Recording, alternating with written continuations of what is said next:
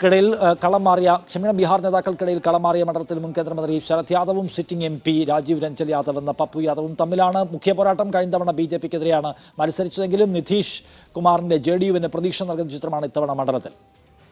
കോൺഗ്രസുമായി സഖ്യമുണ്ടാക്കാൻ ശ്രമിച്ച് പരാജയപ്പെട്ടതോടെയാണ് പപ്പു യാദവ് മധേപുര മണ്ഡലത്തിൽ നിന്നും വീണ്ടും ജനവിധി തേടാൻ തീരുമാനിച്ചത്.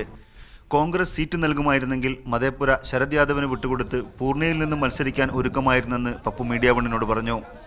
6 മാസമായി താൻ രാഹുൽ ഗാന്ധിയുമായി ഇക്കാര്യം സംസാരിച്ചു വരികയായിരുന്നു. രാഹുലിനെ ഇപ്പോഴും തന്റെ നേതാവായി കണക്കാക്കുന്നുണ്ടെന്നും എന്നാൽ മതേതര സഖ്യത്തിനകത്ത് കാര്യങ്ങൾ അത്ര മതേതരമല്ലെന്നാണ് അനുഭവമെന്നും പപ്പു കുറ്റപ്പെടുത്തി. जिस शरद यादव ने लालू यादव को सजा करवाने में कांग्रेस की सीट थी, वो अनुग्रह नारायण सिंह से लेकर के आज तक ये महागठबंधन है क्या? कई ऐसे सीटों पर आपने बदमाशी शुरू कर दी, तो कंप्लीटली सलेंडर BJP. 2014 മധേപുരയിൽ നിന്നും RJD ടിക്കറ്റിൽ മത്സരിച്ച പപ്പു യാദവ് 56,000-ൽ പരം വോട്ടിന്റെ ഭൂരിപക്ഷത്തിനാണ് അന്ന് JDU ദേശീയ അധ്യക്ഷനായിരുന്ന ശരത് യാദവിനെ തോൽപ്പിച്ചത്. പപ്പുവിനെ പിന്നീട് പാർട്ടി പുറത്താക്കുകയായിരുന്നു.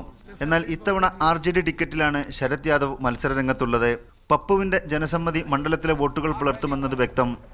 കഴിഞ്ഞ 3 ദിവസമായി മണ്ഡലത്തിൽ തമ്പടിച്ച് പ്രചാരണം നടത്താൻ നിതീഷ് കുമാർ എത്തിയതോടെ ബീഹാറിലെ ഈ സോഷ്യലിസ്റ്റ് തട്ടകത്തിൽ NDAയുടെ പോരാട്ടം കൊഴുക്കുകയാണ്.